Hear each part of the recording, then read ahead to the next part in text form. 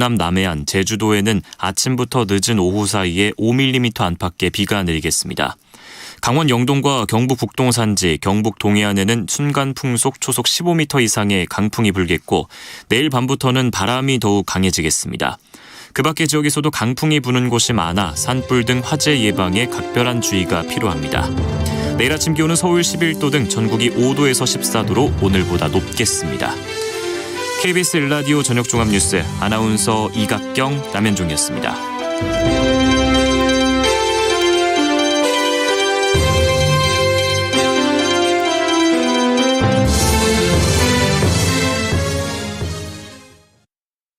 지금 시각은 7시 20분입니다. KBS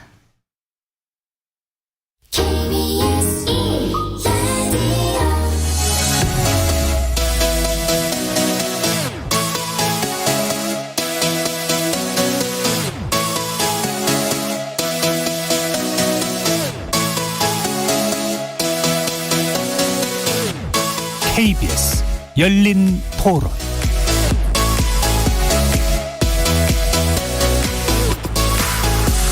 안녕하십니까. KBS 열린 토론 정준희입니다.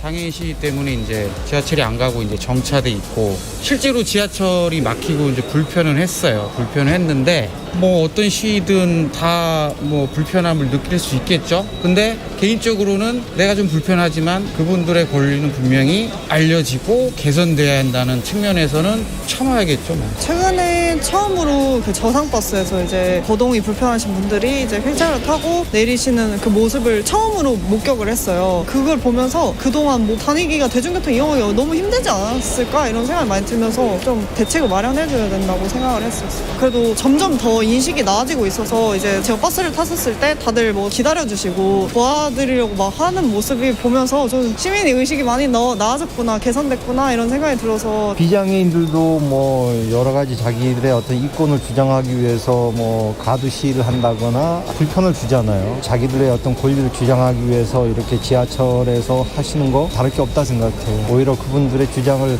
이 사회가 제대로 받아주지 못하는 부분이 안타까운 거죠. 출퇴근길 이제 지나가시는 분들한테 좀 피해를 안 끼치는 선에서는 괜찮다 생각해요. 그게 어느 정도에 좀 더 와닿게 하기 위해서 그렇게 하신 거니까. 그러니까 인프라가 덜 구축되어 있는 것 같아가지고 이런 거에 조금 더 예산 같은 것도 투입하는데 단순히 예산 투입할 게 아니라 실용적으로 활용할 수 있는 거 설치했으면 좋겠고.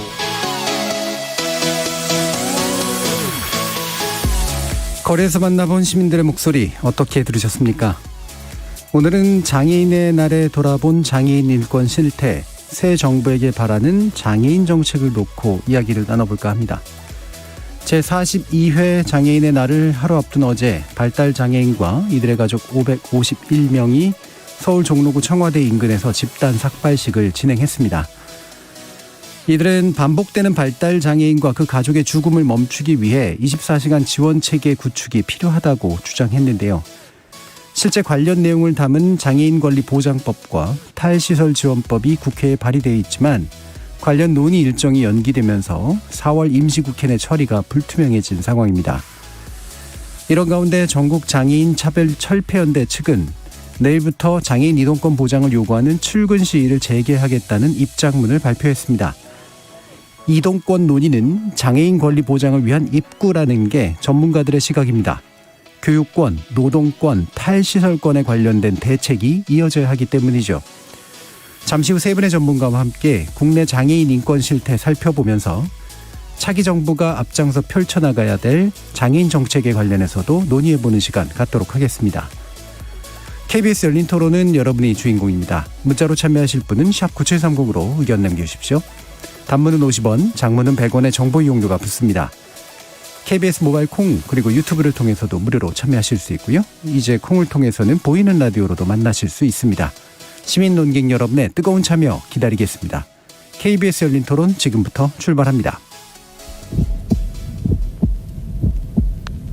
살아있습니다. 토론이 살아있습니다. 살아있는 토론, KBS 열린 토론. 토론은 라디오가 진짜입니다. 진짜 토론, KBS 열린 토론.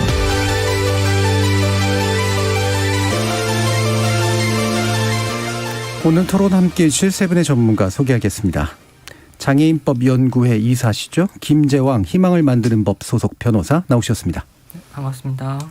명숙 인권운동 네트워크 활동가 자리하셨습니다. 반갑습니다. 이용석 장애인 인권포럼 정책위원 함께해 주셨습니다. 네, 안녕하십니까. 자, 42회 장애인의 날인데요. 장애인 차별 철폐 날이라고 좀 더 구체적으로 장애인 단체들에서는 부른다고 합니다. 이용석 정책위원님께 그 이유 설명 부탁드리겠습니다. 네, 비교적 단순합니다. 그러니까 예를 들어서 현재 지금 장애인의 날은 정부에서 결정한 날이고 장애인 차별 철폐의 날은 2002년도 정도 됐겠어요. 그때 아마 장애인 운동들이 많이 격화되어 있었고 그 당시에 전장현을 중심으로 해서 활동하신 분들이 장애인의 날이 단순하게 무언가를 기념하거나 훈포상 혹은 뭐 장애 극복의 대상자들한테 상을 주고 끝나는 것이 아니라 이제 이 날을 기점으로 해서 매년 장애인들이 현재 지금 보장되지 않는 여러 가지 기본권들에 대해서 우리가 투쟁해서 쟁취해야 될 것들을 다짐하는 날로 갖자.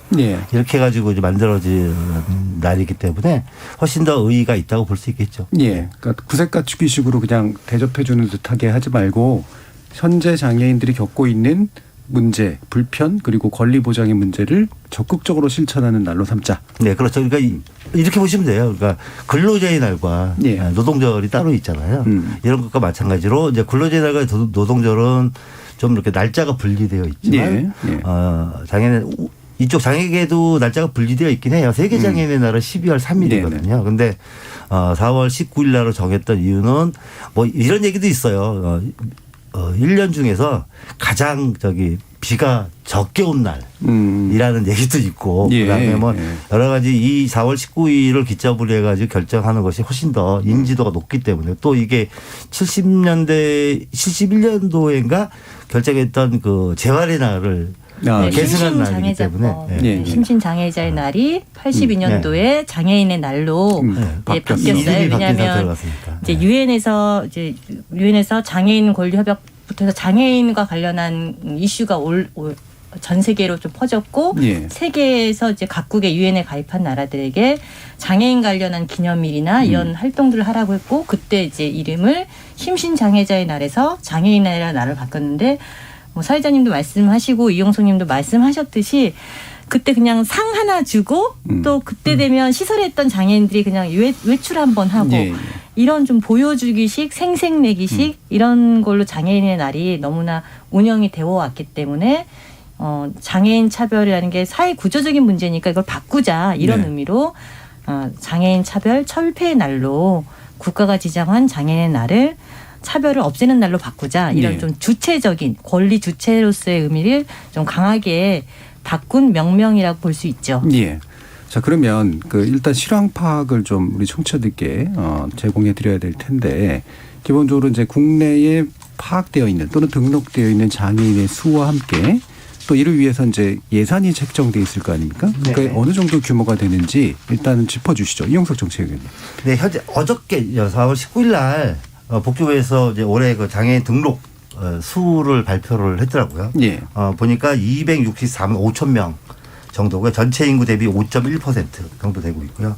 그 중에서 심한 장애인, 그러니까 옛날에 치면은 1급, 2급, 3급 장애인분들이 약 99만 정도에서 37.2%. 그다음 심하지 않은 장애인분들이 166만 정도 되고요. 그래서 62.8% 정도 되고 있고요. 그다음에 작년 한 해 동안 장애인 등록을 마친 분들, 그러니까 장애인 되신 분들이죠. 그분들이 약 한 8만 7천 명 정도 되고 있어요. 그 중에서 만 65세 이상 고령 장애인 분들이 55.1%. 그리고 뭐 장애 유형별로 보면 여전히 이제 지체 장애인이 가장 많지만 좀 감소세 있고 그 대신에 발달장애인분들과 청각장애인분들이 비율이 많이 올라가고 있는 형편이라서 결국 전체의 수는 그다지 달라지지 않았다. 좀 조금씩 증가하고 있다고 보시면 될 것 같아요. 그리고 사회자님께서 말씀하신 것처럼 이제 예산에 대해서 잠깐 말씀을 드리면요. 올해 예산은 장애인 정책 예산을 따져보면 복지부 예산이거든요. 4조 한 5천억 정도 되는 걸로 알고 있고요.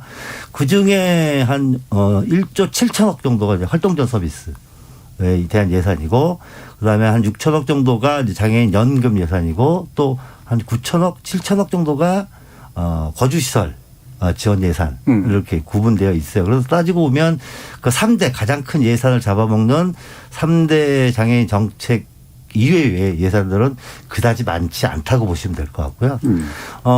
작년도에 저희 인권 포럼에서 예산에 관련된 연구를 좀 해봤어요. 어떤 예산이냐면 장애인 정책국 예산, 그러니까 복지부 예산 이외에 다른 부처에서 네. 장애인 관련된 사업들을 어떻게 예산을 쓰고 있는지를 알아봤더니 한 6개 부처 정도에서 한 2조 한 5천억 정도를 이용하고 있더라고요. 네. 그러니까 그 2조 5천억 중에서 뭐 국토교통부, 그다음에 고용노동부, 그다음에 문화체육관광부가 주로 많이 하고 중소기업청도 많이 쓰고 있고, 그다음에 나머지 14개 부처는 10원 한 장 쓰지 않고 있는 상태가 됐어요. 그래서 한 6조 정도로 가늠해 본다고 한다면 우리나라 전체에서는 한 1% 정도를 보시면 될 것 같습니다. 예. 알겠습니다. 자, 뭐 예산 문제는 뒤에서 좀 더 대책 논의를 하면서 이게 왜 부족한지, 왜 더 많은 예산책정이 필요한지에 대해서 구체적으로 논의해 보도록 하고요. 아마 이제 최근에 장애인에 대한 처우 개선에 대한 관심이 이제 증가된 데는 전장연이라고 이제 줄여 부르는 전국장애인 차별철폐연대의 아마 출근길 시위가 끼친 영향이 굉장히 클 것 같습니다. 그래서 이 부분이 이제 이동권 보장이라는 관점에서 시작이 된 건데, 물론 이 주장 자체는 굉장히 오래됐는데 이게 실현이 안 됐기 때문이잖아요. 근데 이게 이제 최근에는 야당 대표와의 논쟁으로 이제 불이 붙으면서 약간은 논의가 본질이 좀 흐려진 게 아닌가라는 그런 생각이 들어서요. 현재까지의 상황에 대한 또 세 분의 말씀을 좀 들어보죠. 명숙 활동가님 먼저 좀 말씀 주실까요? 네, 저도 이렇게 페이스북을 통해서 이제 국민의힘 이준석 당대표님이 이제 전장연의 승하차 시위에 대해서 좀 비판이라기보다는 비난에 가까운 걸 한 걸 좀 보았어요. 봤을 때 특히 문제점은 왜 지하철 승하차 시위를 하는지에 대한 근본적인 좀 장애인들의 이동권이나 교육권이나 이런 기본적인 인권과 관련한 상황에 대한 성찰 혹은 그거에 대한 거 짚기보다는 출근길 시민들을 불편하게 한다. 이런 얘기만을 하면서 약간 불법 프레임 뭐 이런 식의 얘기를 해서 이게 어쨌든 차기 집권당의 당대표가 사회적 소수자인 장애인의 처지와 이 조건을 개선하기 위한 것보다는 표면적인 것들을 하려고 하는 것이, 표면적인 문제만을 뭐 출근길이 좀 지연된다 이렇게만 문제 삼는 게 과연 정치인의 자세일까? 정치란 모름지기 국민들의 인권 보장의 의무가 사실 명목상으로는 있는 거잖아요. 그래서 그런 부분들이 되게 없다라는 점에서 좀 아쉬웠고, 더 큰 문제는 이거를 뭐 오세훈 시장은 더 잘하고 있다. 뭐 박원순 시장 때는 안 됐다. 뭐 이런 식의 또 이게 여야 문제인 것이냐. 사실은 어느 정당이건 간에 이 문제에 대해서 국가가 책임을 져야 되고 또 정부만이 아니라 국회도 책임을 져야 되는데 이렇게 대립시키는 방식으로 계속 문제 제기하는 것들이 오히려 본질을 흐리게 만들었다라는 점에서 되게 아쉬웠습니다. 네, 문제를 인지하고 해결하게 하는데 정치가 제대로 기능하지 못하게 만든 되게 중요한 문제가 있었다라고 이제 보신 것 같네요. 김지향 변호사님도 말씀 한번 주시죠.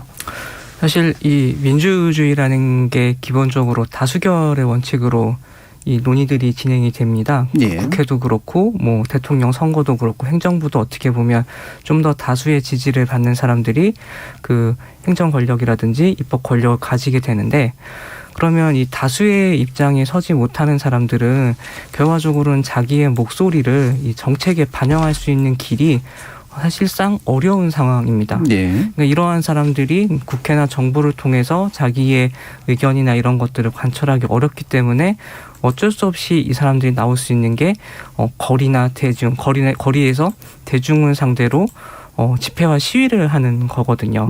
그리고 헌법에서도 분명하게 이런 모든 국민은 집회 시위의 자유가 있다고 또 천명을 하고 있고, 그 시위가 뭐 폭력적이거나 이러한 것이 아닌 이상은 기본권으로 당연히 보장되어야 되는 것이라 하겠습니다. 정치인이라면은 제가 볼 때는 왜 그동안 이 정치인이 이런 의견들을 받아안지 못했는가, 이런 거에 대해서 오히려 자성을 하고 성찰을 할 필요가 있는데 네.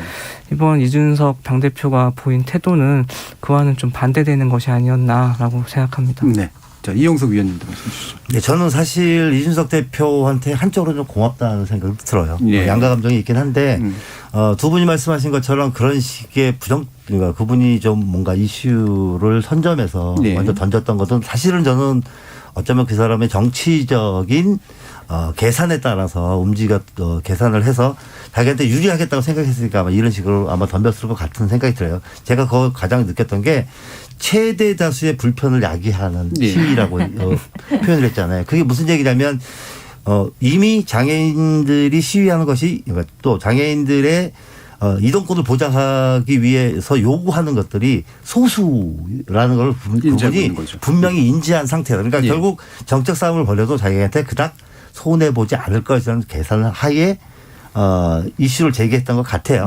그런데 그 덕분에 사실은 현재 우리나라 대부분의 언론들에서 오늘 이 자리도 마찬가지지만 장애인 이동권에 대한 문제가 대단히 큰 이슈화되었다는 거예요. 그래서 실제적으로 뭐 서울시도 어저께 또 발표를 했잖아요. 이동권 2025년까지 뭔가 뭐 100%를 다 하겠다라고 했던 것처럼 기존에 그런 식의 뭔가 견인의 역할을 해왔던 것은 분명한 사실이긴 해요. 근데 어쨌든 그분의 역할에 조금 부정적이긴 하지만 어쨌든 그분의 역할은 전 좀 인정해 주기로 하고. 예. 이 이동권의 문제는 조금은 저희가 고민해야 될 필요가 있다. 우리나라의 입장에서는. 예. 그러니까 이게 제가 지금 나이가 56살인데 전 한 번도 걸어보지 못했어요. 그리고 이 이동권에 대한 문제 끊임없이 지금까지 살아오면서 계속 불편함을 느꼈음에도 불구하고 이것이 저의 기본권인지 인지한 지가 별가 얼마 되지 않았다는 거예요. 예. 그 불편을 내가 끊임없이 그러니까 감수하면서 살아야 되는 삶에서 아까 얘기했던 차별철폐에 대한 이슈가 들어오고 그것을 주장하고 투쟁하는 그 모습을 보면서 비로소 내가 보행 이동의 자유로움과 안전함을 갖는 것이 나의 기본권이라는 걸 비로소 깨닫게 됐다는 거예요. 예. 그건 아마 저뿐만이 아니라 기존의 장애인 당사자들의 삶에서 체화되었던 것들을 좀 깨트리는 역할을 해왔지 않았나 이번 이동권 이슈나 예. 이런 것들이 문제들. 예. 그래서 저는 부정적인 문제 절반, 긍정적인 문제도 또 어느 정도 절반을 차지하는 역할을 했다라고 평가하고 싶습니다. 예. 오늘 이제 논의가 물론 그 당사자가 없는 상태에서 하는 논의이기 때문에 이 부분에 대한 논쟁을 하려고 한 건 아니었었고 그렇죠. 말씀처럼 이제 이게 어쨌든 관심의 대상이 됐다. 그럼 이제 그 관심의 내용인 본질이라고 볼 수 있는 이동권 주장에 관련된 문제를 이제 더 구체적으로 얘기를 하면 되지 않을까 싶은데요. 이게 이제 기본권이었다라는 걸 이제 당사자들 스스로도 한참 나이가 든 현재 이르러서야 내 것이다라고 하는 걸 인지하게 됐다라고 하는 건데 이게 이제 구체적으로 기본권으로서 헌법에 명시가 돼야 되는 문제인가 그렇지 않은가의 문제에 대한 이제 고민도 좀 있긴 합니다만 크게 해석해서 보편적 기본권 안에 이동권이 있고 그 이동권이 장애인의 이동권도 당연히 포함되는 문제로서 보는 것이 아마 논리적 수순일 것 같은데 이 부분 김장 변호사님 좀 말씀 좀 부탁드릴까요? 사실은 그 헌법에 명시되어 있는 기본권은 우리가 생각하는 것보다 그렇게 많지는 않습니다. 그렇죠. 네. 예. 그리고 대표적으로 그 자기결정권이라는 기본권이 있는데 그러니까 내가 나에 대해서는 나의 문제에 대해서는 내가 결정하고 그에 대해서는 내가 책임을 진다는 어떻게 보면 가장 기본이 되는 기본권인데 이게 헌법에 사실 자기결정권이라는 말이 명문으로 나와 있지는 않거든요. 예. 그래서 그렇기 때문에 헌법이 없다 하더라도 기본권으로서의 의미는 그 권리의 성격에 따라 다 당연히 가질 수 있다. 마찬가지로 이동권 또한 이동할 수 있어야 뭐 교육을 받을 수 있고 이동할 수 있어야 무언가를 할 수 있고 직장에 가서 일을 할 수 있고 이동할 수 있어야 또 문화생활도 누릴 수 있는 것이기 때문에 당연히 이거는 기본권으로 인정되는 것이라고 할 수 있겠습니다. 예. 방금 말씀 주신 그런 내용처럼 이제 기본권 안에서 우리가 이동권을 이해를 해야 되는데 이제 교육받을 권리, 노동할 권리 이런 것들도 쭉 이야기를 해 주셨잖아요. 이게 이제 두 가지 의미가 좀 있을 것 같은데 이동권, 교육권, 노동권 같은 것들이 이제 개별적으로 장애인을 대상으로 충실히 수행되고 있는가, 충실히 보장되고 있는가의 문제와 함께 어느 쪽은 보장이 되는데 어느 쪽은 잘 보장이 안 되는데 특히나 이동권이 보장이 안 됨으로써 생기는 나머지 권리의 보장의 문제에 있어서의 어떤 불편이랄까 또는 이제 구조적 한계 이런 것들을 또 지적할 필요도 좀 있을 것 같거든요. 이 부분에 좀 말씀 한번 좀 들어볼까요? 명숙활동가님 말씀 주실까요? 네, 저는 이제 인권운동을 오래 하면서 여러 장애인 활동가들 혹은 장애인 당사자들을 만나왔는데 제가 이제 한 3년 전부터 장애인 노동권 관련한 조사도 하고 뭐 이제 공정 담론 관련해서 이제 청년 장애인들을 만나왔는데 예를 들면 이제 장애인 뭐 이제 시험을 봐서 혹은 시험을 뭐 공개 시험을 봐서 취직을 했더라도 장애인들이 이동 수단이 분명하게 제대로 돼 있지 않으면 특히 저는 이제 인터뷰하신 분은 지방에 사시는 분이었는데요. 네. 서울보다는 지하철이나 저상버스가 별로 없거든요. 네, 그렇죠. 그리고 콜택시 특수교통수단이라고 얘기하는 장애인 콜택시도 별로 없어요. 그래서 출근 시간에 제때 맞출 수가 없는 거예요. 그래서 결국에는 그분은 회사 근처에 좀 비싼 이 원룸이라고 하죠. 그런 작은 오피스텔을 구했다고 하더라고요. 그래서 그런 것들을 봤을 때 이동권이 이제 출퇴근 시간에 그나마 수도권은 지하철도 있고 저상버스도 많은 거지만 서울은 그렇지 않은 곳이 굉장히 많다는 거예요. 그래서 직장을 구해서 자신의 하고 싶은 일을 하고 또 노동소득이 있어야 되니까 당연히 이동이 보장돼야 되는데 그게 안 됐을 때는 일도 할 수 없는 거죠. 근데 만약에 그분은 그래도 집안의 도움을 받아서 이렇게 주거를 옮길 수 있었지만 그렇지 않은 장애인의 경우에는 둘 중에 하나를 택해야 되는 거죠. 일자리를 포기하거나 아니면은 아침에 4시에도 장애인 콜택시 못 구하거든요. 이제 그런 의미에서 장애인 이동권이라고 하는 건 노동권이기도 하다. 저희는 이제 그렇게 얘기도 하거든요. 그 교육받으러 가려면 당연히 이동수단이 있어야 되겠죠. 뭐 평지도 있어야 되고 뭐 버스만의 문제는 아니에요. 지하철만의 문제는 아니라는 거예요. 얼마나 턱이 많은 곳이 많습니까? 계단이 많은 곳이 얼마나 많습니까? 그래서 장애인 이동권을 보장하기 위해서는 이동권을 보장한다는 거는 사실은 노동과 교육의 문제 그리고 친구들과 같이 만날 수 있는 일상의 여유 이런 걸 다 포함하는 기본적인 일상의 자유를 혹은 일상의 권리를 누릴 수 있는 거기 때문에 기본권이라고 표현하는 거라는 거를 좀 이해를 하면 좋을 것 같아요. 그러니까 여타 권리도 물론 충분히 보장되고 있는지 지금 앞으로 살펴봐야 되겠지만 그 권리가 서로 보장되고 있다고 한들 그거를 구현할 수 있는 가장 기초적인 것이 바로 이동권인데 이게 여기서 이제 막혀 있다라는 부분이기 때문에 그래서 아마 전장현에서 지속적으로 이 문제를 제기하는 거라고 이해할 수 있을까요? 이동석 의원님? 그렇죠. 이동권이 기본적으로, 그러니까 이동할 수 있는 권리. 이게 수평 이동, 수직 이동권에 상관없이 이동할 수 있는 권리. A라는 곳에서 B라는 곳에 갈 수 있는 권리라는 것이 전 이렇게 생각하거든요. 사람이 숨을 쉴 수 있는 권리. 공기를 내 마음대로 안전하고 자유롭게 마실 수 있는 권리와 마찬가지로 인간으로 태어나서 직립보행 이후에는 당연히 이것을 누릴 수 있는 권리라고 인지하지도 못한 상태에서 누릴 수 있는 자유로움인 거잖아요. 근데 이것이 제한받게 될 경우에 첫 번째 교육을 받을 수가 없는 것, 두 번째 교육을 제대로 받아야지 좀 더 나은 직장 생활을 누릴 수 있는 건데 그것에 대한 일종의 이제 마디가 생기는 거잖아요. 그다음에 좋은 직장 생활을 누릴 수 있어야지 소득 보장이 돼서 먹고 살 수 있는 여지가 생기는 거예요. 그러니까는 이동권 하나만 단순하게 보는 것이 아니라 이것이 이렇게 연계성, 장애인의 일상생활과 전체적인 삶의 가장 기본적인 요소라고 보시면 될 것 같아요. 그래서 애초에 저희 장애인분들이 80년대 초에 투쟁을 시작을 했을 때는 그때는 모토가 뭐였었냐면 생존권이었어요. 살게 좀 해달라. 먹고 살게 좀 해달라는 게 목적인데 지금은 이제 어느 정도 먹고 살게 되는 몫이 되면서 그 이후부터는 점점 더 그 범위가 넓어지는 권리로서 이제 주장들을 하게 되는 거죠. 한번 예를 들어 볼까요? 전 특수학교를 나왔어요. 시설에서 한 10년 정도 있어서 거기서 시설에 있다가 처음에 직장을 얻고 출퇴근을 해야 되는데 버스가 다 높은 버스라서 고층 버스이기 때문에 어쩔 수 없이 저는 방법 생각하다 어떻게 했냐면 기어서 탔어요. 그래서 1년 사시장철 장갑을 끼고 다녔거든요.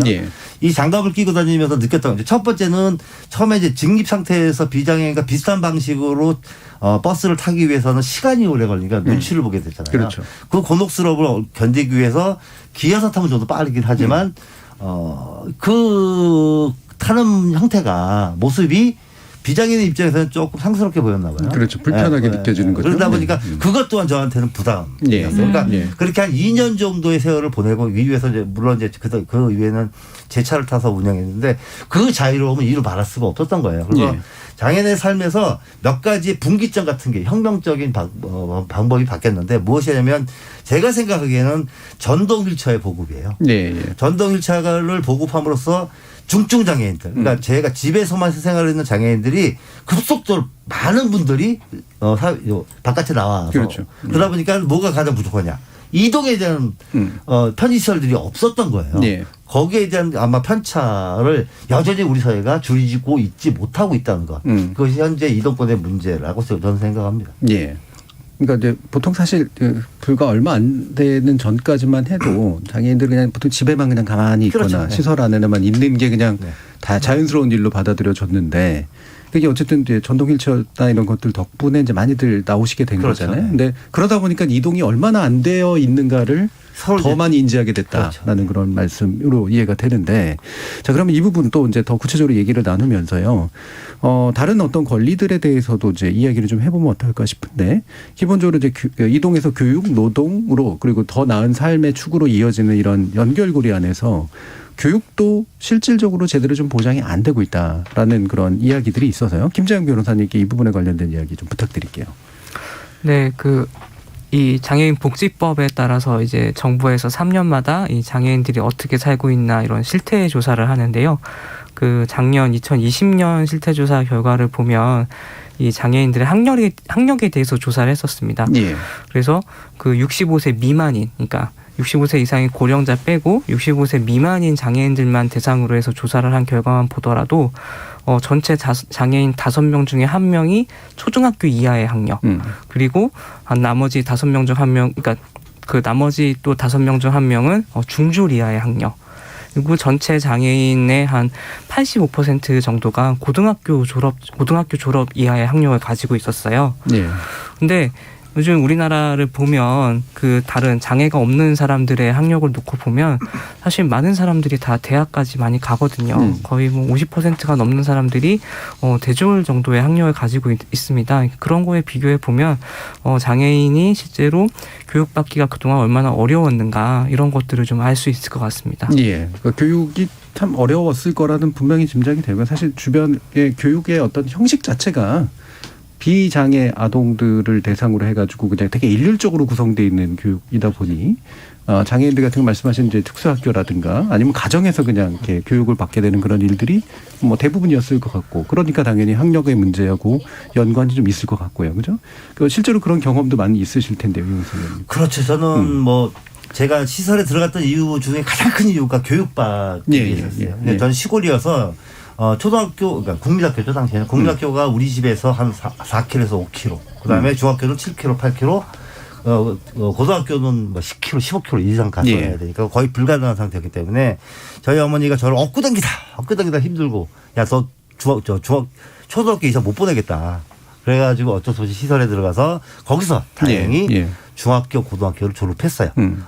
한글을 그때 뗀 거죠, 결국. 그래서 결국 만약에 그때 그 기회를 제가 갖지 못했다고 한다면 현재 지금의 저의 삶의 질은 꽤 많이 낮아졌을 것이다라는 생각이 지금도 문득 들어서 대단히 소름 끼치는 입장이거든요. 그래서 그러니까 저희가 늘 고민할 때 장애인의 교육은 두 가지로 볼 수가 있어요. 그러니까 통합교육을 지금 우리나라 특수교육법에서는 우리나라의 장애인 교육은 통합교육을 원칙으로 한다라고 명시되어 있거든요. 그런데 통합교육 안에서의 지금 우리나라가 지금 행하고 있는 통합교육을 어떻게 하냐면 물리적 통합만 지금 강요하고 있어요. 무슨 얘기냐면 일반 학교 안에 특수학급을 만들어서 거기서 따로 분류하고 배제해서 만들어서 또 교육을 하고 있거든요. 그러다 보니까 장애인 부모들은 오히려 그것보다는 거기서 분리되고 배제되는 것보다도 차라리 특수학교를 제대로 만들어서 교육을 하는 것이 훨씬 더 당사자한테 훨씬 더 이득이다라고 주장하는 방식으로 좀 나아가고 있거든요. 그러니까 이런 두 가지 방식을 어떻게 선택하는지에 따라서는 우리나라의 교육 환경이나 그다음에 뭐 사회적인 인식 등에 따라서 다 고려해야 되겠지만 원칙적으로는 통합교육이 우선이어야 되는 것은 맞아요. 왜냐하면 저희가 학교만 계속 다니지는 않잖아요. 학교를 다니고 나면 바로 사회생활을 해야 되는데 사회생활을 비장애인과 같이 어울려서 살아가야 되는데 기껏 나이 20이 넘어서 겨우 비장애인과 같이 어울려서 살 수 있는 조건을 어떻게 마련하느냐. 이런 문제가 또 생기거든요. 그래서 장애인 교육은 좀 더 촘촘하고 좀 제대로 그러니까 특수 교육이 필요한 분들이 분명히 있을 수 있을 것 같아요. 그분들에 대한 문제. 그다음에 일반 학교에서 어떻게 해서든지 같이 화합해서 다닐 수 있는 사람들도 분명히 존재하니 이분들에 대한 문제들을 저희가 좀 촘촘히 들여다보고 정책화 시켜야 될 필요가 있는데 그중에 첫 번째가 편의시설이라는 거예요. 그러니까 현재의 일반 학교 편의시설을 얘기하는 것이 너무 좀 무섭고 두렵기도 해요. 그러니까 뭐 그 정도까지나 갈 수 있을까요? 네, 그러니까 학교에 가서 학교 내에서의 생활, 요즘에는 또 교실을 옮겨 다니면서 수업을 하는 경우가 많기 때문에 거기서 엘리베이터를 설치 요구를 해야 된다거나 아니면은 기본적인 시각장애인분들이나 청각장애인분들한테 정보 제공이 필요한 각종 기기를 요청하는 것들이 과연 얼마나 우리나라의 교육당국 그다음에 비장애인 사회에서 그걸 받아들여주고 이분한테 반드시 필요한 그것이 조건이 되는지를 이해시키는 게 오히려 더 힘들지 않을까 하는 고민도 사실은 있어요. 그럼에도 불구하고 유엔 장애인 권력에서 이미 분명하게 얘기했어요. 교육에 대한 것은 장애인들은 대단히 중요한 거니까 장애 아동부터 해서 이분이 성인에 이르기까지 그다음에 죽을 때까지 말 그대로 통합교육을 통해서 이분들에 대해 끊임없이 역량 강화를 시켜야지 이분이 비장애인과 같이 어울려 살 수 있는 한 사람의 시민으로서 역할을 할 것이다. 네, 그러니까 장애인 아까 이제 통합교육은 이제 국제사회에서도 되게 중요하게 얘기하는 이유가 장애인의 입장에서만이 아니라 비장애인의 입장에서도 굉장히 중요하다는 거예요. 한 사회에서 다양한 사람들이 살죠. 성별, 나이, 뭐 교육, 생김새. 그런데 그런 것들을 학교 때부터 경험할 때 장애인도 있구나, 비장애인도 있구나라고 했을 때 이 다양성과 다원성, 민주주의 이런 인권 감수성을 다 키울 수가 있는 거예요. 그런데 계속 장애인과 떨어진 상태에서 교육을 했을 때 그건 경험할 수 없고 그래서 그냥 불편한 존재로만 여기는 혹은 낯선 존재로만 여기게 되기 때문에 인권 감수성이나 다원성에 대한 이해에 있어서도 비장애인에게도 되게 중요한 문제다. 그래서 통합교육을 국제인권기구에서 계속 강조하는 이유는 우리 사회는 다양한 존재가 살고 그것을 서로 존중하는 그런 것들을 배울 때 사회가 당연히 통합적이고 더 민주적이고 인권적이 될 수 있다라고 하는 것이 그런 가치를 지향하는 사회가 좋다라고 하는 그런 방향성이 있는 거죠. 그러니까 이게 이제 어떤 경험을 어렸을 때부터 같이 하는가가 사실 굉장히 중요한 문제 같아요. 저도 이제 외국 생활을 해보니까 동선이라든가 이런 게 이제 다 장애인들과 함께 하도록 돼 있고 교육기관도 다 그렇게 돼 있고 직장도 그렇게 돼 있고 미디어의 노출도 그렇게 되니까 그게 되게 당연하고 자연스러운 것으로서 서로 학습이 되는데 그러지 않고 이제 분리되어 있게 되면 그걸 마주치게 됐을 때 비장애인조차도 당황하는 상황들이 이제 생기게 되고 그걸 적합하게 풀어내지 못하는 일들이 이제 많이 생기는 것 같아요. 이 고용 문제도 사실 그래서 생길 텐데 이게 채용상의 불평등도 있겠지만 실질적으로 또 고용돼서 또 노동하기도 굉장히 좀 안 좋은 조건도 같이 좀 결합돼 있을 것 같고 그 부분도 더 말씀 주시죠.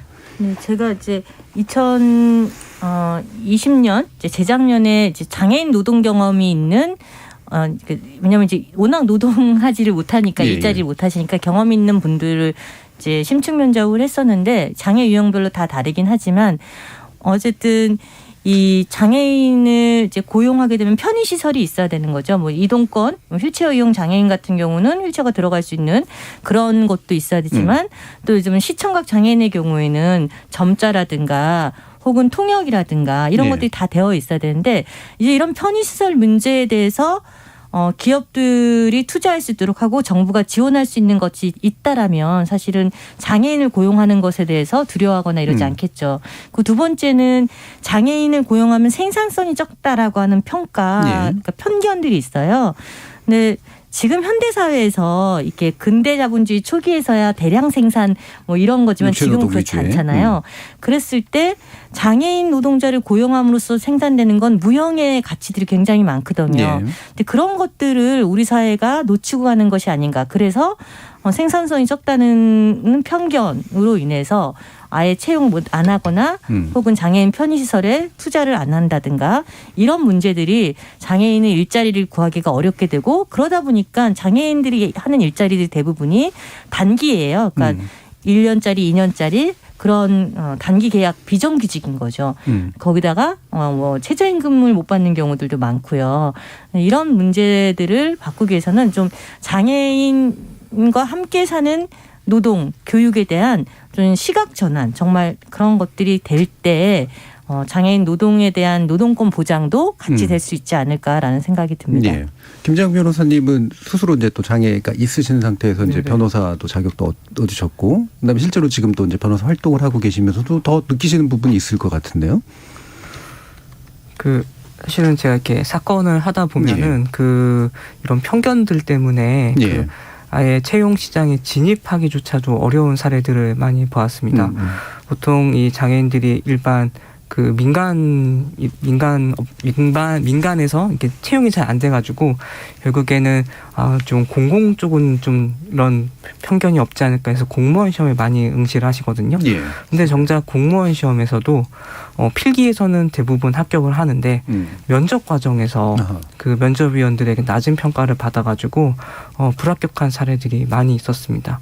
특히 많이 이런 부분에 있어서 많이 좀 그런 불이익을 받는 부류들이 언어 장애가 있는 분들, 그러니까 뇌병변 장애가 있는데 말이 좀 어눌하게 들려서라든지 아니면 뭐 청각 장애가 있어서 뭐 발음이 좀 부정확하다든지 이런 것 때문에 차별을 받는 사례들이 있었고, 또 정신 장애가 있는 경우에서도 면접 과정 중에 이 사람이 정신장애가 있다는 사실이 알려지니까 어떻게 약을 먹으면서 뭐 약을 복용하면서 뭐 컨디션 조절은 잘 되느냐 이렇게 장애와 관련한 질문을 하고 또 불합격을 시키기도 하고, 그래서 이런 좀 전체적으로 우리 사회가 이 장애인에 대한 약간의, 제가 생각할 때는 그런 좀 거부감, 그러니까 두려움, 같이 하는 거에 대한 두려움, 이런 것들을 좀 가지고 있는 것이 아닌가라고 생각을 했습니다. 네, 김재영 변호사님은 이제 그러면 이제 보통 사건을 이제 담당하시거나 이제 이러실 때 보통 이제 장애인에 연관된 사건을 주로 대리하게 되거나 이런 일들이 좀 더 많으신 건가요? 저도 사실 지금 일종의 시민 단체에서 활동을 하고 있는데, 그러다 보니까 이 단체가 추구하는 바가 어떤 이 차별이 없는 사회를 만들고 뭐 인권 침해가 없는 사회를 만드는 게 저희 단체의 목적이거든요. 그래서 그러한 목적에 부합하는 사건들을 주로 하고 있다 보니 이 장애인 차별 관련한 사건들을 좀 많이 다루고 있습니다. 예. 저는 이제 다시 명숙활동가님께 여쭤야 될 것 같은데, 이게 두 가지 문제가 좀 같이 결합해서 여쭤보면 좋을 것 같은데요. 코로나 문제가 되면서 이게 여러 사람들이 지워졌는데 그중에 장애인들도 사실은 더 많이 지워져 있는 상태가 아닌가. 그래서 감염보다 고립이 더 심각한 문제다. 이 부분 실태조사 하셨다는 말씀 들었고요. 아까 이제 이용석 위원님께서 언급해 주신 시설 문제에 있어서 이제 탈시설 주장들이 이제 나오는 이유가 뭔지에 대해서도 같이 좀 말씀 주시죠. 네, 제가 이제 코로나가 심각했다라는 2020년에 이제 장애인 장애인과 장애인 활동가들을 지원하는 활동가들을 조사했는데요. 당시에는 지금보다 더 심각해가지고 장애인들이 이렇게 들어갈 병원을 못하거나 혹은 자가격리를 하는데 활동 지원사가 없으면은 밥조차도 못 먹는. 그래서 코로나 걸리면 아예 생존 자체가 화장실도 못 가고 혹은 먹는 것도 없고, 그래서 빵을 미리 많이 사두는다 이런 얘기까지 들었습니다. 거기다가 활동 지원사나 정부의 지원이 전혀 없다 보니까 사실 이렇게 고립된 경우가 너무나 많고 이랬는데, 코로나가 완화된 상태에서도 정부가 재택치료 방침을 하면서 코로나로 인한 고립이 심화됐죠. 이 얘기는 뭐냐면 코로나가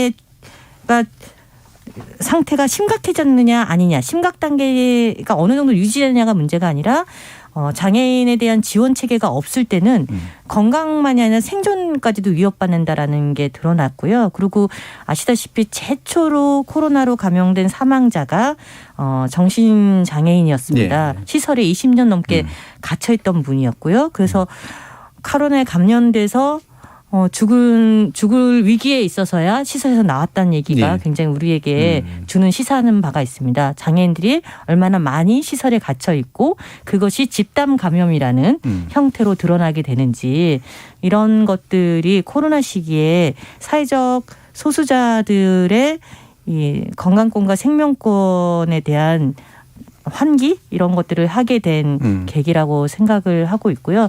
그런 점이 이제 시설 장애인만의 문제가 아니라 아까 재가 장애인, 네. 집에 있는 장애인들은 아까 활동 지원 서비스가 없어서 그렇다고 했잖아요. 그것만이 아닙니다. 뭐 예를 들면 검사를 받으러 가야 되는데 휠체어용 장애인 같은 경우에는 턱 있는 보건소나 병원이 너무 많아서 구하기가 어렵고 지금은 이제 장애인 단체나 인권 단체가 얘기를 해서 그래도 전화해서 그런 편의시설 이른바 턱이 없고 엘리베이터가 있는 병원을 물어보면 알려주긴 하거든요. 근데 처음엔 그것도 없었어요.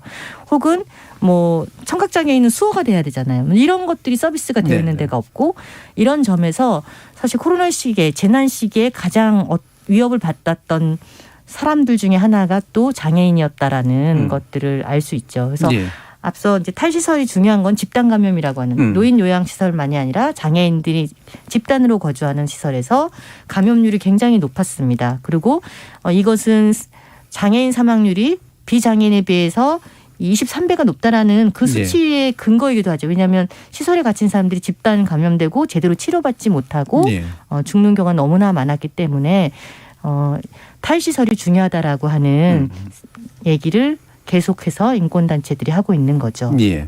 자, 이런 부분들, 실제로 이제 장애인의 자립, 자율, 그리고 뭐, 그 공존, 이런 방식에 대한 적극적인 이제 대책이 필요한 것들을 보여주는 사례들이 아닐까 싶은데요. 이에 대해서 잠시 후 2부에서 살펴보도록 하고요. 지금까지 들어온 청취자 문자 일단 또 들어보고 가겠습니다. 정희진 문자 캐스터.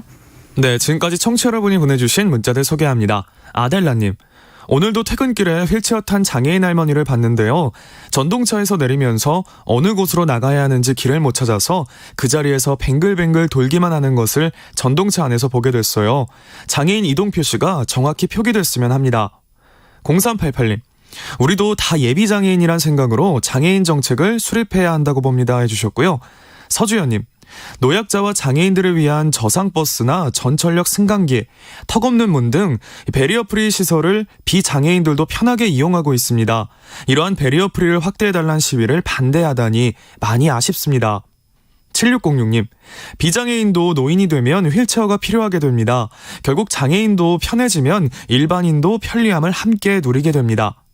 난나야님, 발달장애인 부모로서 지체장애인들과 다른 발달장애인들의 어려움에 대한 고민도 함께 논의해 주었으면 하는 바람입니다. 라고 보내주셨네요.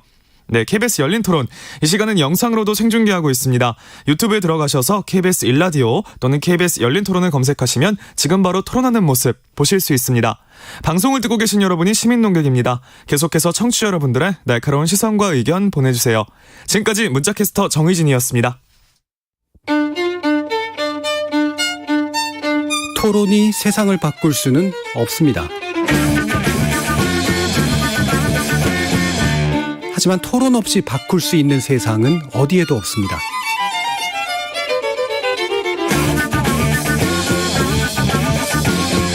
세상의 선한 변화를 갈망하는 당신. 정답이 아니라 질문의 힘을 믿는 당신. 우리 KBS 열린 토론에서 만납시다.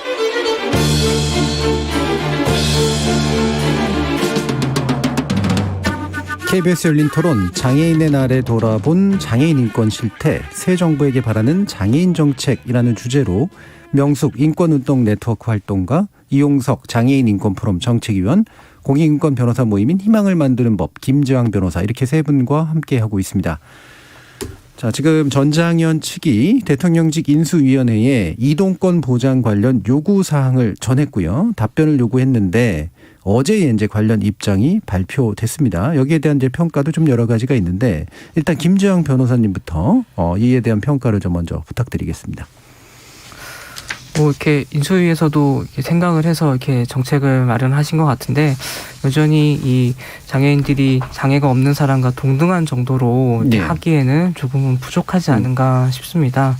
그래서 또 듣기로도 이 전장현에서 내일부터 이에 대해서 받아들여질 때까지 다시 지하철 시위를 재개하겠다라고 했다는데 조금 더 인수위에서 적극적으로 이런 문제들을 고민해 주었으면 어땠나 하는 아쉬움이 좀 남았습니다. 예, 어느 정도 답변은 하고 있었는데 실제로 부족함이 너무 크게 좀 느껴지기 때문에 생기는 일이겠죠? 이용석 위원님도 좀 지적해 주시죠. 네, 인수위에서 발표한 걸 제가 읽어봤는데 별로 달라진 게 없어요. 저기 대선 때 그 8개 공약 발표했잖아요. 예. 국민의힘에서 그 내용의 되풀이가 아닌가 생각이 들어서 너무 아쉬웠거든요. 그러니까 그분들이 얘기하는 그러니까 인수위 그다음에 차기 윤석열 정부가 생각하는 장애인 이동권의 문제, 그다음에 그들이 생각하는 장애인 개인 예산제 요 정도. 그다음 나머지 것들은 좀 미시적인 제도라서 그걸 빼놓고요.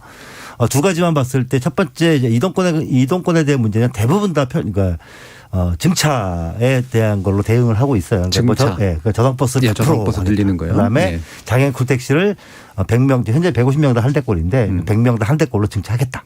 뭐 이런 방식이기 때문에 현재 근데 그러니까 여러 가지 법들하고 상충되는 게 좀 많아요. 예. 무슨 얘기냐면 저상버스 같은 경우에는 현재 버스가 대폐차 시에 이제 바뀌게 되는 거잖아요. 근데 그게 차의 수명이 그 당시에 토론회 때 이준석 대표가 얘기했던 5에서 6년이 아니라 10년에서 11년이에요. 예. 그럼 2025년까지는 하겠다고 하는데 그게 지금 가능이나 하겠냐고요. 그러니까 그 현재 법상에서 보면 예. 그렇다면 기존의 그 수령이 되지 않는 버스를 바꾸겠다는 얘기잖아요. 결국에는. 예.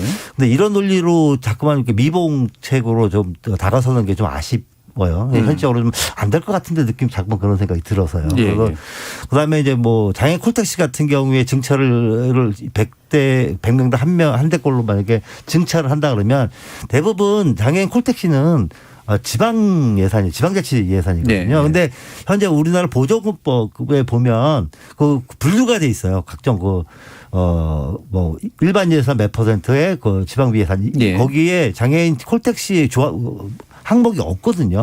그러니까 이런 것들이 대해서 제대로 촘촘하게 만들어지지 않은 상태에서 일단 던져놓고 보는 방식. 네, 그러니까 중앙정부가 보조해줄 근거가 없는 상태에서 그렇죠. 그냥 마치 해줄 것처럼 얘기하는 방식이 이분들이 그냥 요 때에 어떤 좀 문제가 자꾸만 이슈가 되니까. 예. 그다음에 사실은 윤석열 정부가 이제 5월 10일 날 이제 취임을 하잖아요. 거기에다 부담 같은 것들이 있으니까 그걸 좀 무마하려고 하는 것이 아닌가 하는 생각들이 들어요. 그래서 제가 고민하는 것 중에 하나는 어저께도 아마 장애단체 몇 단체 관계자분들을 인수위에 불렀다고 하더라고요. 네. 그래서 거기서 뭔가 뭐 가시적인 뭐 의견이 나올 줄 알았는데 그것도 아니고 그냥 뭐 의견을 듣는 자리이긴 한데 사실상 그냥 불러다 놓고 그냥 사진만 찍는 방식으로 끝났다고 하니까 너무 좀 안타까운 생각이 들어서 만약에 그렇다 그러면 오히려 전장애인이 내일부터 시위하는 건 당연하다.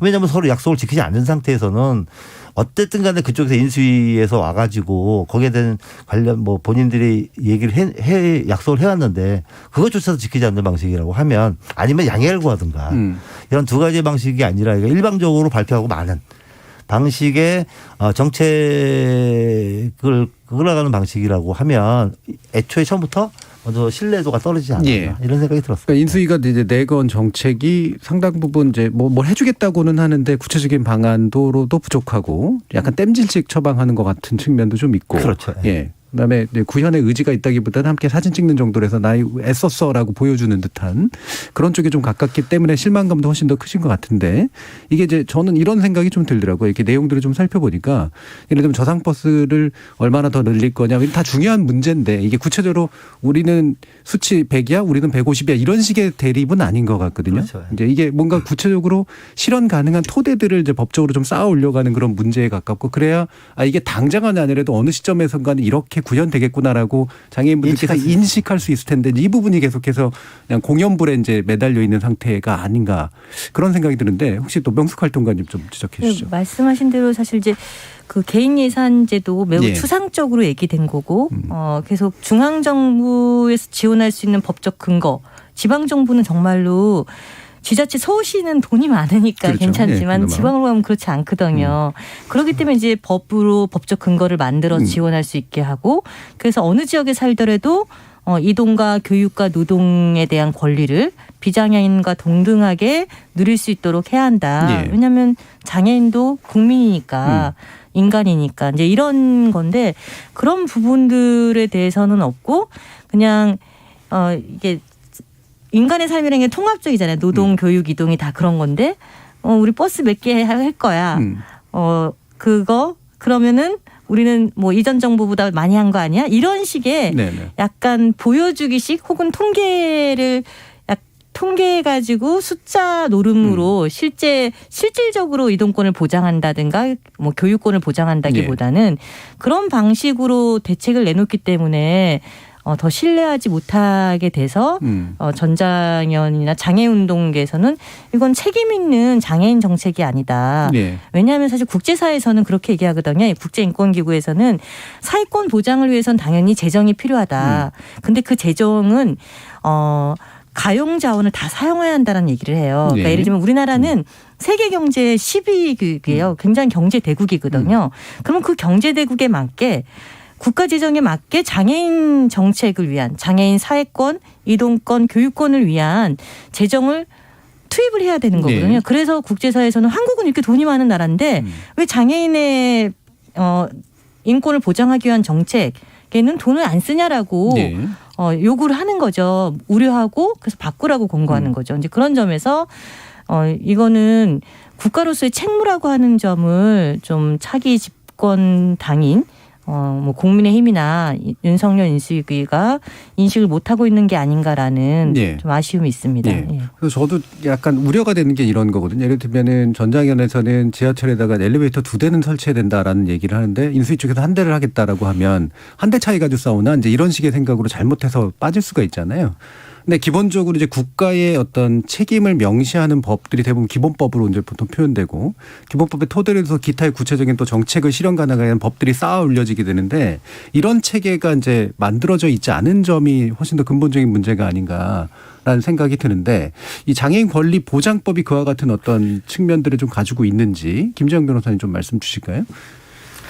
사실 아까 장애인 등록 장애인과 관련해서 처음에 모두의 지금 한 260여만 명이다라고 이렇게 이용석 의원님께서 선생님께서 말씀해 주셨었는데 지금 현재 우리나라의 장애의 분류 체계가 그런 것처럼 이렇게 주로 이 사람의 이 신체적 손상의 정도, 이 의학적 판단을 토대로 해가지고 어느 정도 수준의 손상이 있으면 이 사람은 장애인이다라고 그래서 장애인 등록 복지 카드를 주고 그다음 그런 복지 카드를 받아야지만 장애인 복지 서비스를 신청할 수 있게끔 지금 현재 우리나라의 장애인 복지 제도는 이렇게 구성이 되어 있습니다. 그러다 보니까 이 정부에서 마련한 그 의학적 손상의 기준에 해당하지 않는 많은 사람들이 애초에 이 장애인 등록을 하지 못해가지고 장애인 복지 서비스 자체에 접근할 수가 없는 어려움을 겪고 있어요. 대표적으로 많이 얘기하는 부류가 치매입니다. 사실 굉장히 많은 어르신들이 지금 치매로 고통을 받고 있고 삶에 있어서 어려움을 겪고 있는데 지금까지 우리나라 장애인 복지법상 이 치매를 이유로 해서 장애인 등록을 받아주질 않았었거든요. 그래서 이 장애계에서는 더 이상 이런 의학적 기준으로 인해서 장애인을 구분해서 그 의학적 기준에 따라서 이 서비스를 제공하지 말고 이 장애인의 욕구를 중심으로 물론 손상도 물론 심사를 할 땐 보긴 봐야겠지만 중요한 건 이 장애인이 어떠한 사회적 욕구가 있고 어떠한 필요가 있느냐 그리고 그 욕구와 필요에 맞는 맞춤한 복지 서비스를 제공해야 된다라고 지속적으로 이야기를 해왔고 이게 국제 인권 조약인 장애인 권리 협약에서도 계속해서 얘기가 되어오던 바였습니다. 그래서 이러한 내용을 가지고 좀 새롭게 이 장애인 복지 제도를 좀 바꿔보자라는 첫 시작이 이 장애인 권리 보장법이라는 생각이 들어요. 그래서 장애인 단체에서도 계속 이 법 제정이 필요하다고 얘기를 하고 있고 정부에서도 어느 정도는 좀 저는 합의점을 찾아가고 있지 않는가 싶은데 어서 빨리 이게 좀 제정이 되었으면 좋겠습니다. 관련된 말씀 주시죠. 잠깐 제가 아는 걸 좀 말씀을 드리고 싶은데요. 현재 지금 장애인 권리 보장법이 발의가 된 게 3가지 법이 지금 발의가 돼 있어요. 현재 김민석 의원이 발의된 것은 이제 정부 법안이고요. 그다음에 장혜영 의원 정의당의 최혜영 의원 이렇게 3분이 이제 발의를 해놓은 상태인데 현재까지 논의된 것들은 없어요. 저번 주에 아마 관련 공청회를 했고요. 장애 관련 공청회를 하면서 대부분의 논의가 탈시설 지원법을 중심으로 논의가 이루어져가지고 사실상 장애인 권리보장법에 대한 논의는 거의 없지 않았나 싶어요. 근데 들리는 바로는 김민석 안 그러니까는 이제 정부 법안이 어느 정도 지금 검토를 하고 있다. 왜냐하면 이게 나름대로 또 그 문재인 정부의 국정과제예요. 그러다 보니까 그 임기가 끝나기 전에 어느 정도 골경만 만들어서 통과를 시켜야 된다는 논의가 있는가 본데 문제는 현재의 김인사관에는 아무것도 들어있는 게 없어요. 예. 영향평가 하나 들어가 있어서 만약에 이게 되면 오히려 뒤에가 가지고 관련되는 우리 장애인들의 권리나 이런 것들을 다시 또 재개정을 해야 되는 상황이 돼서 최소한 장애 쪽에서 요구했던 몇 가지 많은 그 정책 중에서 뭐 집단소송제나 단체소송제나 예. 아니면 뭐 국가장애인위원회 설립 그다음에 탈시설에 대한 법적 근거 명시 뭐 이런 것들은 최소한 보완이 된 상태에서 제정이 돼야지 올바른 방식으로 나아가지 않을까 이런 생각을 하고 있습니다. 예. 그럼 방금 언급도 주신 이제 탈시설 지원법에 관련해서는 명숙활동가님께서 좀 말씀 주실까요? 네. 저는 이제 인권 활동하면서 시설 조사를 몇 번 나갔어요. 그런데 시설 조사를 그래도 응해주는 데는 좀 괜찮은 데거든요. 뭐 꽃동네도 가봤었고 뭐 부산에 괜찮다고 하는 데도 갔었지만 사실 우리가 보기에는 괜찮다고 하는 것이 욕을 좀 덜한다. 혹은 덜 때린다예요. 근데 사실 제가 보면은 갔던 데에서도 저희가 조사하러 5명이 갔었는데 거기서 이제 다리를 못 쓰시는 장애인 분이 있었는데 휠체어조차 지급이 안 돼서 그분은 기어다니고 계신 거예요. 그럼 사실 편의시설 제공이 안 된 시설인 거죠. 외출도 허가를 받아야 되는 거예요. 거기에는 8분이 제가 이제 저희 지금 스튜디오만한 곳에 8분이 생활하고 계셨어요. 그러면 이게 과연 일상적인 인간다운 삶을 누리는 것이냐? 저희는 그렇게 생각하지 않잖아요. 그리고 아까 이제 청취자분께서 발달장애인 얘기하셨는데 시설에 많이 계신 분들이 발달장애인 분들입니다. 자폐든 지적 능력이 적다든 혹은 다양한 발달장애인들이 시설에 갇혀요. 왜냐하면 시설에서 나올 수 있으려면 24시간 지원이라고 하는 것들 그렇죠. 혹은 교육이나 노동 이런 것들이 같이 보장이 돼야 되거든요. 자립해서 살 수 있는 주거정착금만 있어서는 되지 않습니다. 이게 통합적으로 생계 지원이나 혹은 이동 서비스나 그리고 교육이나 노동할 곳 이런 것을 통합적으로 할 수 있는 것이 돼야 되는데 그게 안 되는 거죠. 그래서 그런 정착금이 지방 정부가 아니라 중앙 정부가 할 수 있도록 하는 거랑 그다음에 인권 침해가 일어나는 곳에서는 사실 빙산의 일각이라고 하잖아요. 한 번 드러난 데는 실제 드러난 것보다 더 100배는 인권 침해가 더 많거든요. 그래서 이제 원 스트라이크 아웃제라고 한 번 드러나면 바로 그 시설은 폐쇄할 수 있고 거기 있는 분들을 탈시설할 수 있도록 지원해주는 이런 것들을 포함하고 있습니다. 그래서 이 지원할 탈시설 장애인 수를 해마다 만드는 것도 중요하지만 현재 시설에 대한 점검까지 포함하는 이게 이제 탈시설 지원법에 있는 거고요. 그러할 때 이 시설에 갇힌 장애인들이 최소한 이게 맞고 얼마 전에도 이제 시설에 계신 장애인들이 구타당하고 뭐 이런 게 드러났잖아요. 이제 그런 일들은 최소한 없어지지 않을까라고 생각합니다. 물론 횡령 같은 이런 경제적 비리도 굉장히 많고요. 일을 부려먹고도 일을 시키고도 노동의 대가라고 하죠. 임금도 주지 않는 경우들도 굉장히 많습니다. 그래서 이런 것들이 사라지게 하려면 탈시설 지원법에 있는 인권 침해 시설에 대한 원스트라이크 아웃제, 그다음에 탈시설할 수 있는 사람들에 대한 지원 정책 이런 것들이 같이 포함된 법안입니다. 이른바 시설이라고 하는 것들이 이제 그분들이 좀 어떻게 잘 케어받도록 해줘야 되는 건데 오히려 인권 침해가 일어나고 사회적 분리나 고립을 조장하는 그런 일들이 되기 때문에 그 부분에 대한 한 가지 이제 규제와 함께 동시에 바깥으로 나오셨을 때 이제 24시간 지원 시스템과 결합되면서 자율할 수 있도록 자립할 수 있도록 해주는 게 이제 그런 골자다라고 이해가 좀 되네요. 그러면 아까 또 이제 언급해 주신 부분이 집단 소송제, 단체 소송제 뭐 이 부분에 관련된 부분인데 이건 김재영 변호사님 좀 말씀 주실까요? 이건 이 위원님께서 좀 단체 소송제 도입에 관련해서 장애인 지원이 이루어져야 된다. 예, 아무래도 장애인들이 이게 사건 피해를 당한 경우에 예. 본인이 직접 나서가지고 소송을 제기하거나 하는 데 있어서 어려움을 겪는 경우들이 많이 있습니다. 특히 그 시설에서 피해를 입은 지적장애인들 같은 경우에는 그 자기가 어떤 피해를 입었는지에 대해서 스스로 진술하는 데 있어서 어려움을 겪는 경우들이 많거든요. 예. 그런데 지금의 이 소송 제도 아래서는 어쨌든 피해자가 소제기를 해야지만 그거에 대해서 배상을 받을 수 있고, 그리고 소송에 들어가게 되면은 피해자가 자기의 피해에 대해서 입증을 해야 되는 이러한 어려움들이 존재합니다. 예. 그래서 이 사람들이 실질적으로 구제를 받기 위해서는 이 사람들을 좀 더 조력할 수 있는, 예컨대 어떤 믿을 만한 장애인 단체가 이들을 대신해가지고 소송을 제기할 수 있다거나 한다면은 훨씬 이 사람들의 피해 구제가 조금 용이해질 수 있거든요. 그래가지고 장애계에서는 이러한 것들을 좀 요구하는 것 같아요. 예. 그리고 저 약간 탈시설과 관련해서 조금 한마디만 더 네, 드리면은, 그러시죠. 저는 이 탈시설이 가장 필요한 이유는 시설이 아무리 서비스가 좋고 훌륭하다고 하더라도 그 안에서는 집단 생활이 이루어지기 때문에 예.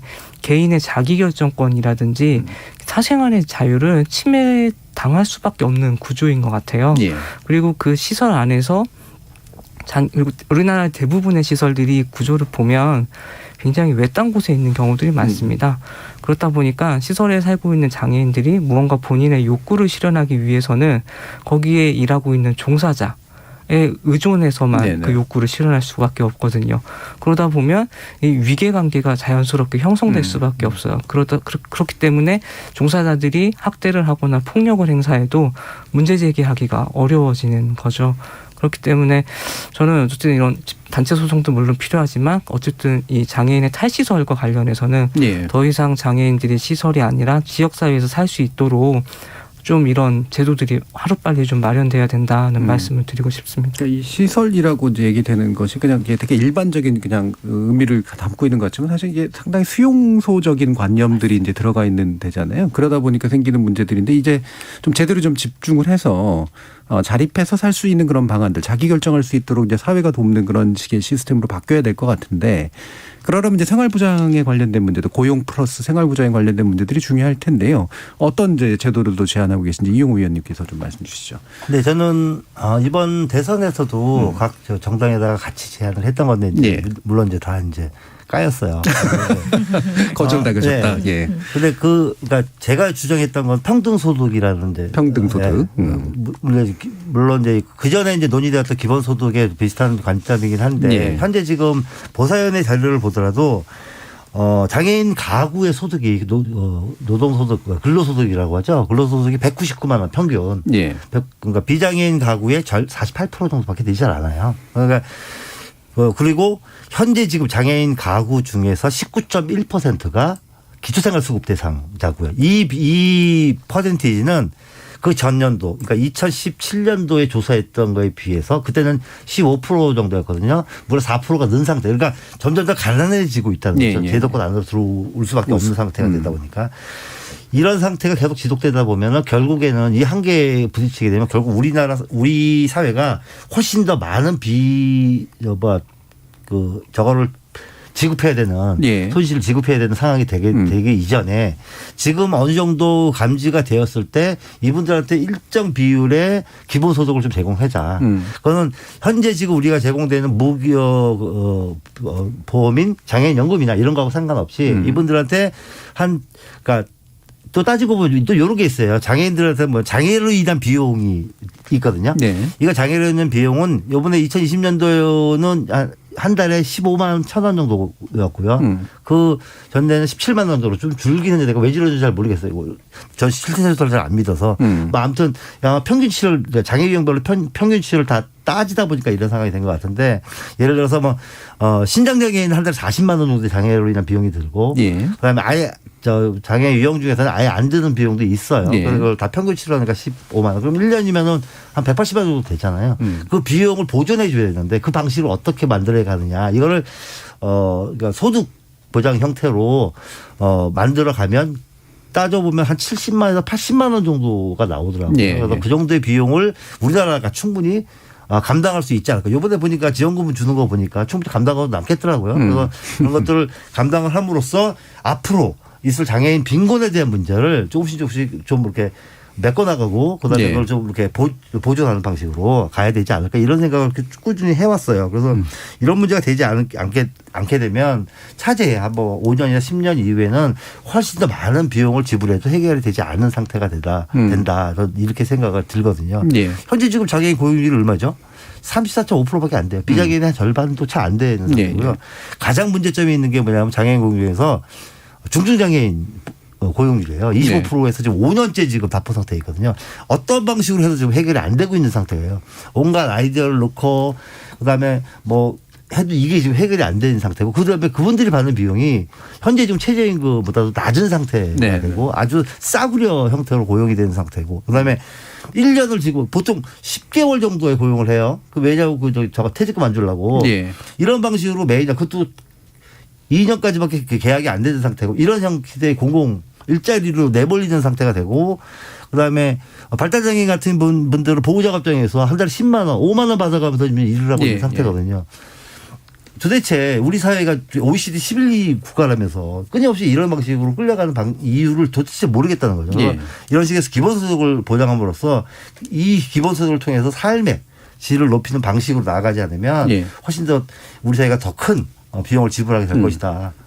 지금 저 최저임금 문제도 얘기가 마침 나와서요. 명숙활동가님께서 또 실태조사를 하셨다고 들었는데 이게 적용제외가 되면 안 되는 사실 대상인데. 맞아요. 헌법에 있는데 현재 최저임금은 헌법에는 최저임금을 줘야 한다 이렇게 돼 있잖아요. 근데 최저임금법 7조에는 근로능력이 현저히 낮은 자에 대해서는 최저임금을 안 줘도 된다라는 예외 조항이 있어요. 7조. 그래서 이거를 인권운동계, 장애운동계는 이걸 폐지한다라고 얘기를 하고 있고요.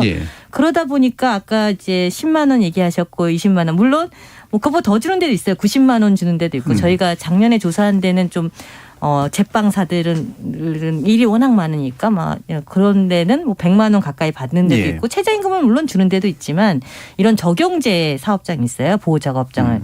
그 허가를 받으면 뭐 20만 원 줘도 되고 10만 원 줘도 돼요. 근데 제가 작년에 조사했을 때는 대략 평균 25만 원을 받고 있더라고요. 20만 원. 물론 그 미만을 받는 분도 있었습니다. 10만 원 받는 분도 있었는데 어쨌든 2020년 기준에 국회에 제출된 자료로 보면 37만 원을 받는 사람이 9천 명이나 된다라는 거예요. 이제 그런 것들이 현재 법적으로 이렇게 최저임금 안 줘도 된다라고 하고 있는 게 문제인 거죠. 그래서 그걸 폐지해야 한다는 거고 유엔 장애인권리위원회에서는 통합적이고 동등한 노동권을 보장해야 한다라고 얘기했고 보호작업장처럼 장애인들만 모아두는 이런 작업장이 아니라 비장애인과 동등하게 일도 하고 동등하게 임금을 받는 이런 방식으로 노동시장이 개편돼야 된다라고 한국 정부만이 아니라 이제 세계 각국에다 권고한 바가 있는데요. 어쨌든 현재는 우리는 법적으로 최저임금을 안 줘도 되는 이거는 정말 없어져야 되지 않겠느냐라고 생각을 하고 있습니다. 네.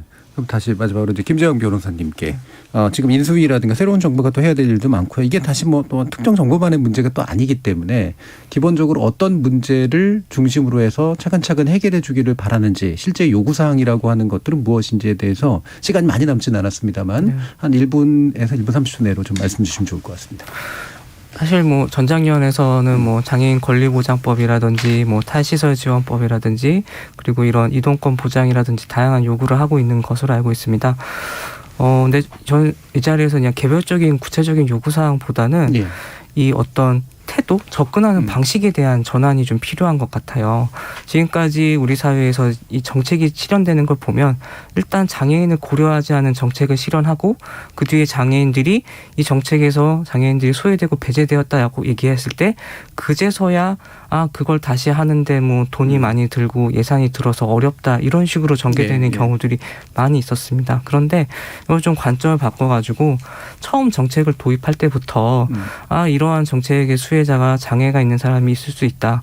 뭐 장애뿐만 아니라 뭐 노인이 있을 수 있다. 뭐 그런 뭐 아동이 있을 수 있다. 이런 것처럼 그동안 우리가 흔히 고려하지 않았던 대상에 대해서 애초에 정책 초기 단계에서부터 이런 것들을 좀 점검하고 좀 설계하는 과정이 좀 필요하다. 그래야지 전체적으로 예산도 추가되고 이렇게 좀 불필요한 지출을 좀 막을 수 있지 않을까라고 생각을 하고 그런 점에서 이런 정책을 설계하는 사람들이 좀 생각해 볼 때 이 기준이 그냥 장애가 없는 사람이 기준이 되어서는 안 된다. 장애가 있는 사람을 기준으로 해서 그러한 방식으로 정책을 만들어야 된다는 얘기를 좀 드리고 싶습니다. 그러니까 따로 특별한 장애인 정책보다는 정책 자체가 장애인을 고려해서 전반적으로 구성하는 모든 정책이 이게 이제 제일 중요한 문제인 것 같다라는 되게 중요한 지적을 해주신 것 같습니다. 자, 오늘 KBS 열린 토론은 이것으로 모두 마무리할까 하는데요. 오늘 함께해 주신 이용석 정책위원님, 김지영 변호사님, 그리고 명숙 활동가님 세 분 모두 수고하셨습니다. 감사합니다. 네, 감사합니다. 감사합니다. 선천적 장애뿐만 아니라 후천적으로 장애를 갖게 되신 분 적지 않죠. 나이가 들어갈수록 제 주변에도 그런 분들 수가 늘고 있으면 보는데요. 저 역시 삶의 어느 단계선가 찾아올 장애를 피할 수 없을 거라고 생각합니다. 상황이 이러함에도 장애인의 존재는 우리의 사회적 삶 속에서 거의 철저히 지워져 있습니다. 누구나 크거나 작게 안고 있는 혹은 안게 될 장애를 자연스러운 것으로 인지하고 공존을 훈련받을 수 있는 사회로 바꿔가는 것, 그게 바로 문명의 힘이라고 저는 믿습니다. 지금까지 KBS 열린 토론 정준이었습니다.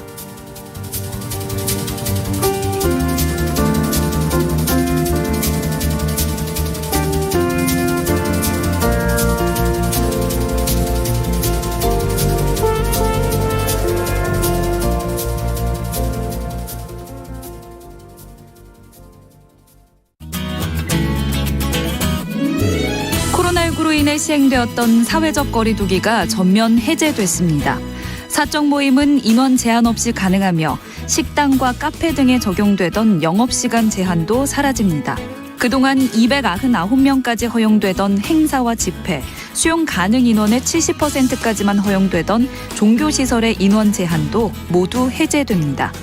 더불어 4월 25일부터는 영화관, 실내체육시설, 종교시설 등 실내 다중이용시설에서 음식물 섭취도 가능합니다.